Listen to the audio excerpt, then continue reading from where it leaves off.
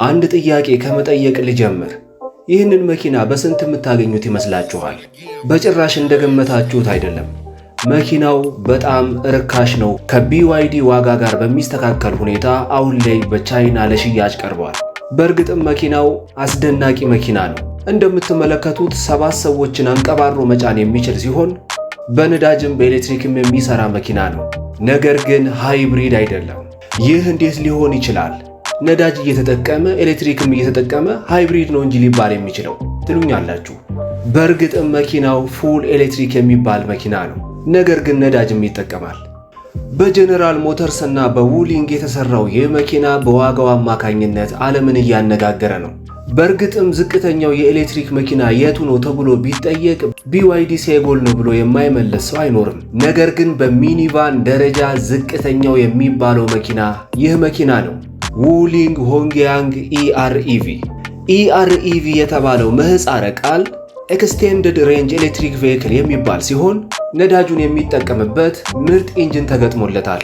ከሁሉም የሚገርመው ነገር ደግሞ ሌተስት የሚባሉ መኪኖች ያሏቸው ፊውቸር ያለው መኪና ነው፣ ሰልፍ ማኔጅመንትን ጨምሮ። ይህ መኪና እንዳሉት አይነት ፊውቸር ያላቸው የአውሮፓም ሆነ የተለያዩ መኪኖች ውድ መኪኖች ናቸው።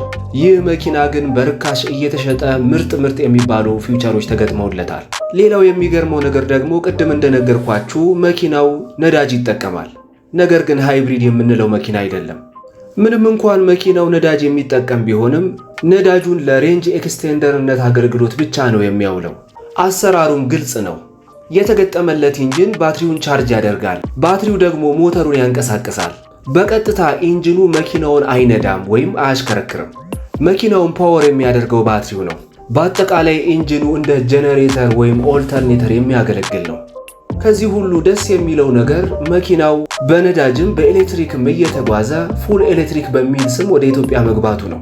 ሁላችሁም እንደምታውቁት ደግሞ ኢትዮጵያ ውስጥ ለኤሌክትሪክ የሚከፈለው ቀረጥ ሌላ ነው፣ ለሃይብሪድ መኪኖች ደግሞ የሚከፈለው ቀረጥ እንደዛው ሌላ ነው። ስለዚህ ይህ መኪና ነዳጅ እየተጠቀመ ሃይብሪድ በሚል ስም ወደ ኢትዮጵያ አይገባም። ፉል ኤሌክትሪክ በሚል ነው ወደ ኢትዮጵያ የሚገባው። ይህ ለኛ ትልቅ ዕድል ነው። ሰላም የተከበራችሁ የቻናሌ ቤተሰቦች እንደምን ሰነበታችሁ? ዛሬ እንደምትመለከቱት ውሊንግ ሆንግያንግ ኢአርኢቪ የተባለውን ሚኒቫን ይዤላችሁ መጥቻለሁ። መኪናው ለካርጎ አገልግሎትም ለሰው ጭነትም በጣም ቤስት የሚባልለት መኪና ነው። ዋጋውን ስትሰሙ ደግሞ እጅግ ትደመማላችሁ።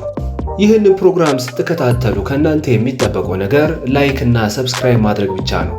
በፍቅር ነው የምጠይቃችሁ። ስለ መኪና ማወቅ የምትፈልጉ ከሆነ ላይክ፣ ሰብስክራይብ፣ የደውል ምልክቷን ተጫኑ። የተከበራችሁ የቻናሌ ቤተሰቦች አሁንም ደግሜ የምነግራችሁ የዚህን መኪና ዋጋ ስትሰሙ እጅግ ትገረማላችሁ። አስቀድሜ ግን ስለ መኪና የተወሰኑ ነገሮችን ልንገራችሁ። መኪናው ከእንደነ ሊ አውቶ ጋር የሚወዳደር መኪና ነው በፊውቸር ደረጃ። በመጫን አቅም ደረጃ ደግሞ መካከለኛ ሚኒቫን ከሚባሉት መኪኖች ጋር በሙሉ ይወዳደራል። ካምፓኒው እንደገለጸው ከሆነ ከነዳጁ ሞዴል ወይም ከዚህ በፊት ከተመረተው መኪና 15% ያነሰ ነው። የአሁኑን ዳይሜንሽን ስነግራችሁ ርዝመቱ 4515 ሚሜ ሲሆን ስፋቱ ደግሞ 1725 ሚሜ ነው። ቁመቱ 1790 ሚሜ ሲሆን ዊልቤዙ ደግሞ 2850 ሚሜ ነው። ዊልቤዝ ማለት ከጎማ ጎማ ያለውን ስፋት ይወክላል። የመጫን አቅሙን በተመለከተ 5 ሰው እንዲጭን አድርጋችሁ ከበስተኋላ ብዙ ዕቃ እንዲጭን ማድረግ ትችላላችሁ። ከፈለጋችሁ ደግሞ ከፊት ለፊቱ 2 ሰው ብቻ እንዲጭን አድርጋችሁ ከበስተኋላ በጣም ብዙ ዕቃ እንዲሸከም ማድረግ ትችላላችሁ። ማለትም ለካርጎ አገልግሎት ብቻ።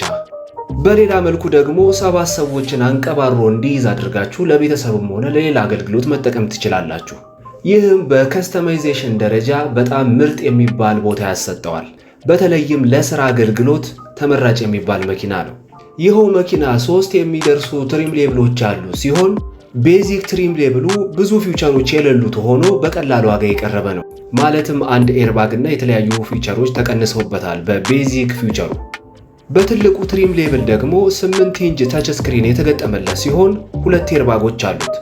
ሬር ቪው ካሜራ፣ ሬር ፓርኪንግ ሴንሰር፣ ኤልኢዲ ላይቲንጎች እና መሰል ፊውቸሮች አሉት።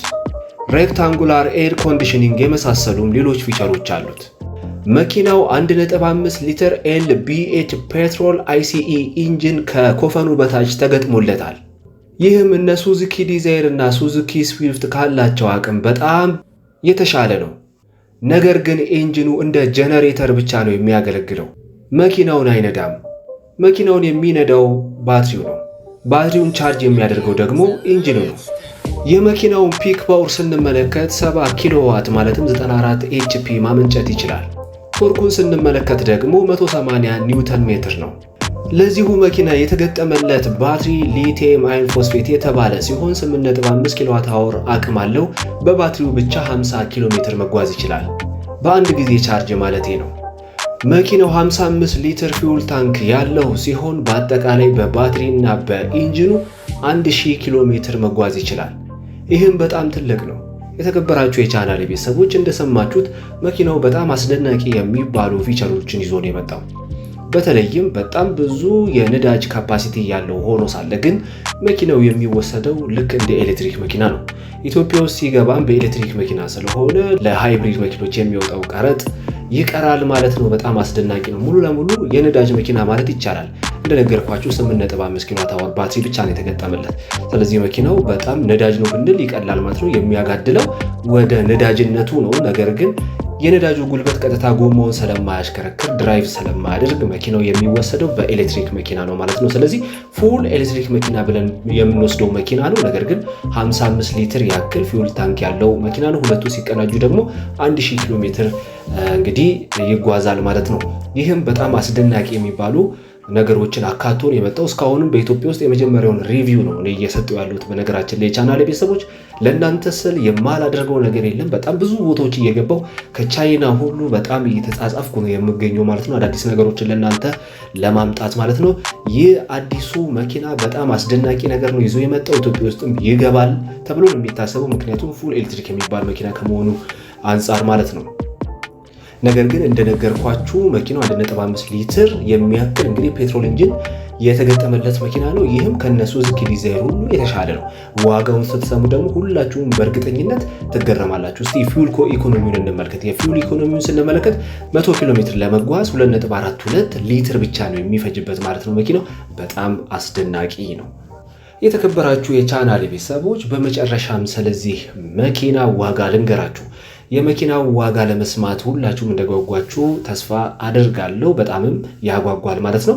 የቢዋይዲን ዋጋ ሁላችሁም የምታውቁት ነው። ከሱ ጋር አነጻጽሬ በደንብ አድርጌ እነግራችኋለሁ።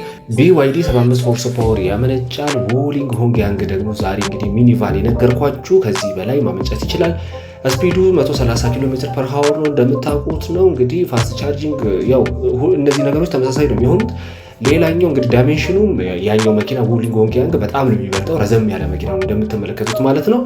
ሌላ ልነግራችሁ የምፈልገው ምናልባት ለማነጻጸር እንዲመቸኝ ቤስት የሚባሉ ሬንጁን እንመልከት። ሬንጁ የቢዋይዲ ሴጉል 405 ኪሎ ሜትር ነው ረጅም የሚባለው። 305 ኪሎ ሜትር የሚጓዝም አለ። 405 የሚጓዘውን እንኳን ብንወስድ እንግዲህ ይሄኛው ውሊንግ ሆንግያንግ የሚጓዘው 1000 ኪሎ ሜትር ነው፣ በሁለቱም አንድ ላይ ተቀናጅቶ ማለት ነው።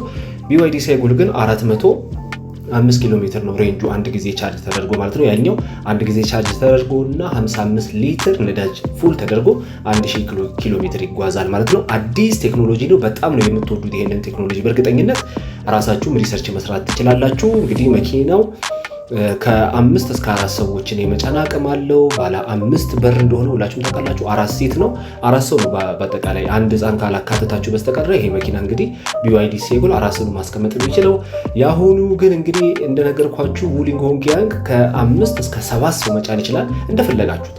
ለካርጎ መጠቀም ከቻላችሁ ወንበሩን ቀነስ አድርጋችሁ ብሎኑን ፈታፈት አድርጋችሁ ቀነሳችሁ እንግዲህ ለካርጎ እየተጠቀማችሁ በመቀነስ ያንን ማስፋት ትችላላችሁ።